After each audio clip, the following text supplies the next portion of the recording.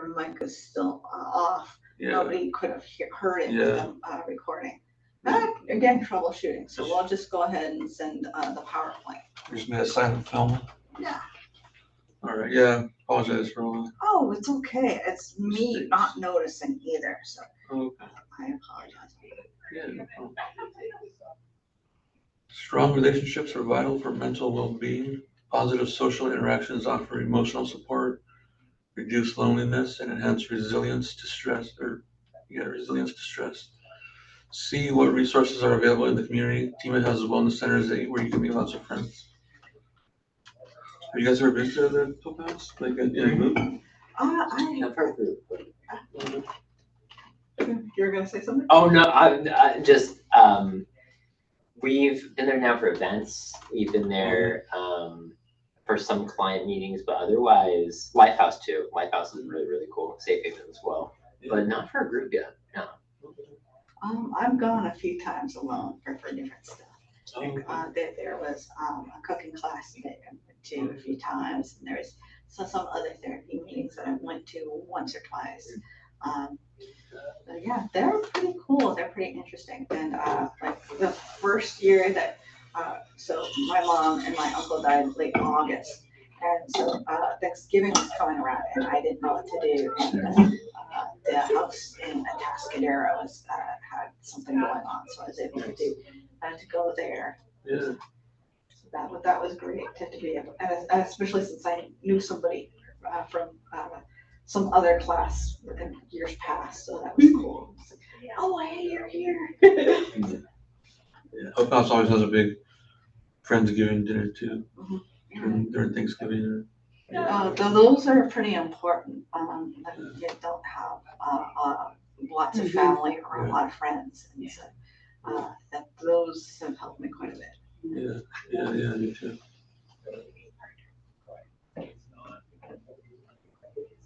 There's a few things that people can find meaningful, purposeful. Creativity, work, recreation, knowledge. Always gotta be learning, you know. Yeah. You know, it's kind of cool if you can find work that includes all this stuff. Yeah. Well, it's always learning. So like kind of goes into like my first what I wanted to do at first was I have a certificate in 3D animation, so CGI, that kind of stuff, and that you always need to learn new techniques and always need to look at different videos and different structures over time. Yeah, it's something you're always working on. And that's also the case here, right? Where there's always new opportunities for new techniques and new classes and updating stuff. And yeah, that's it. Keeps us all quite active. When I was younger, I had a certain kind of mindset that like there's like a certain amount of stuff to learn, and then once I learned that, I'd be like, unstoppable. I think that's common for like a lot of young people. Oh, it is. It's pretty normal. Yeah, they think once they have like the right skills, like the right list of skills and knowledge, then they know everything they need to know. There can be plenty of people like that. I think of it again, kind of like as a foundation.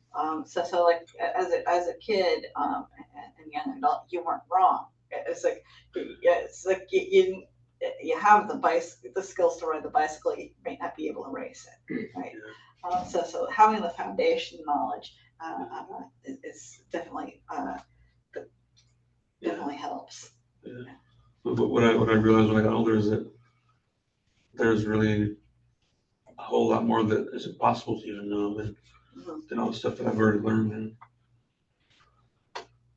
Yes, I've found that really frustrating in my life. That the fact that there's everything around me, and I only know a tiny sliver in my entire lifetime. Even if I dedicated my entire life, there's so much stuff I'll never know. Sometimes it's frustrating. The human condition. Neil deGrasse Tyson, he was talking about how space is collapsing in and of itself. And he was talking about, because they asked him, like, what are thoughts that keep you up at night? And he explained that, like, the universe is collapsing in and of itself. And so he's like, we will never know what we did not know. Like, because all that is just gone. You know what I mean? So he's like, we will never know what we didn't know. He's like, and that's what keeps me up at night. I was like, that is deep. That's a lot. But yeah, knowledge and learning more, that push, I think, yeah, it's important in life. Yeah. And then it goes back to the moderation because it's like, otherwise it's overwhelming. Yeah. And it's not Yeah. fun anymore. Yeah, and you don't even have to learn like everything you can. You just have to learn like kind of the gist of everything, and then you can get by like if you know enough. You don't know what I'm saying. It's not like you should be like avoiding education and stuff, but there's just so much to learn that if you learn like some of the basic tenets of a certain kind of practice or something, as much as you can, then you have a lot of knowledge and skills that are very helpful. Oh, Thank you. that's the end of the presentation. Thank you, guys. I like that topic, given I feel like I've been overwhelmed recently with social media and ongoing events, and so it's nice to have a way to feel like it's not attached to my brain like a parasite. Right? Oh, God. It's just, I mean, either side of the fence, or I guess we can call it a circle. Anywhere you sit in the circle, it's effective. It's affecting you because it's so much. Because we just have so many different ways to connect to each other, and I don't think that was meant to be. Like, it's great because we can expand our knowledge and we can learn a bunch of different skills. Like, I can learn how to weave a basket from somebody in Africa. You know what I mean? That's amazing. However, maybe I don't need to know Joe Schmo from Illinois' opinion on X, Y, and Z. Yeah. Because there's just so much, like, you go to social media, there's just so much rage bait and clickbait and fighting, and it's like, I'm not supposed to know your opinion. Like, I'm not. You live in a whole other state, and I think, like, we get.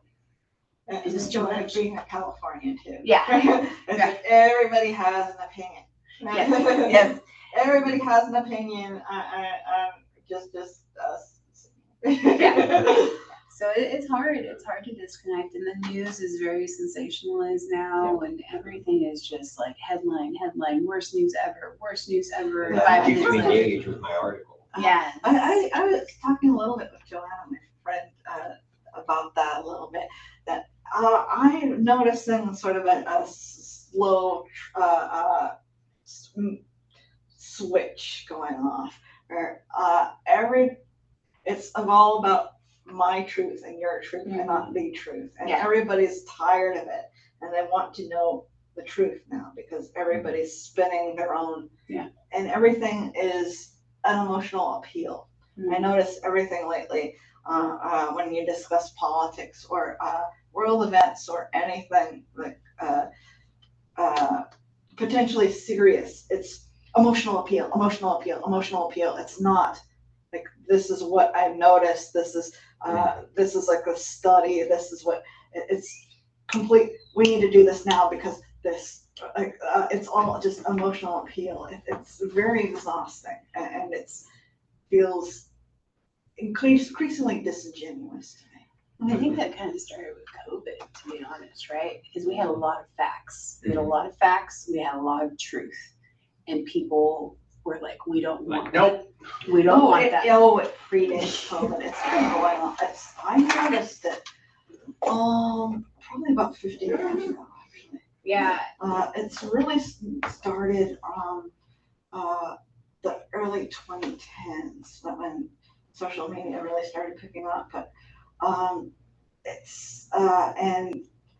I think it also goes back to old politics. If you look at everything like back in like the 90s and the 2000s, it was all about emotional appeal, and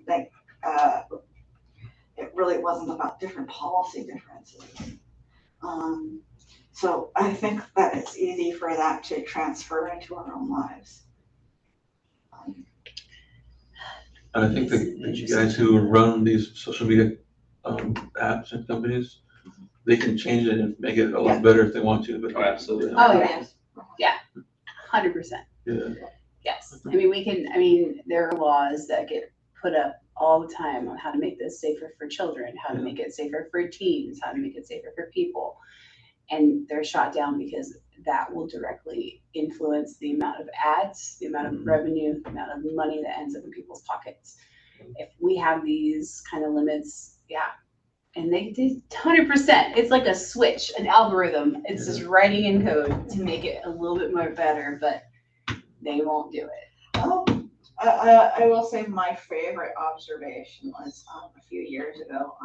This a big milestone anniversary date for the Tiananmen Square massacre, and you couldn't find it on Google. You could not find it on the first page on Google. You put in Tiananmen Square massacre, it wouldn't show up. It would show up on like the page 2 or page 3. The Chinese government got to them, so they changed the algorithm.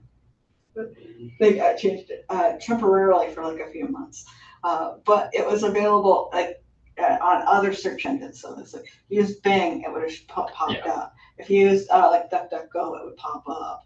Or Brave has their own one, and it will pop up. But Google, since that was the most popular one showing up.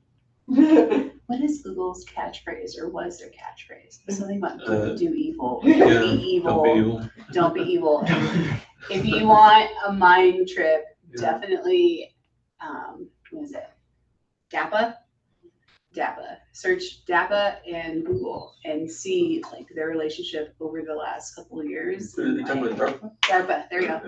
DARPA and Google and their relationship. Yeah. Oh man, that is a trip. That is a trip. And Google took down that slogan, by the way, I think. Yeah. Oh, they That's took where it that used to down be. like, probably like 15 Don't be years ago. evil, yeah. Yeah. All right, I'm gonna run. I have to go take my kid to an appointment. Another medical? No, it's Go ahead. her basketball club thing. Oh, nice. So it's a good appointment because it's like it's in South County, and the traffic is horrible. And I saw that photo. Yeah. It's and she looks a bit like you too. I can tell like right off. It's like, oh, it's your daughter.